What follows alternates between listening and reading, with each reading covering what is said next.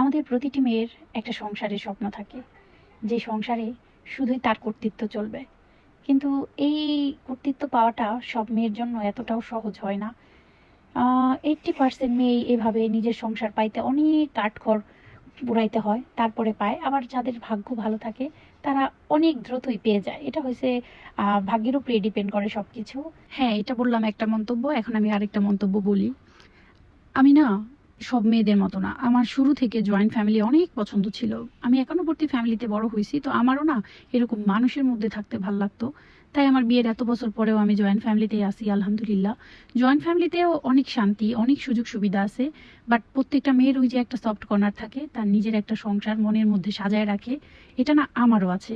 কিন্তু দিন শেষে আমি যখন ভাবি আমি আমার শ্বশুর শাশুড়ি ননদ দেবর, আমি এদের ছাড়া থাকবো কি করে? এত বছর এদের সাথে একসাথে থেকে আসছি।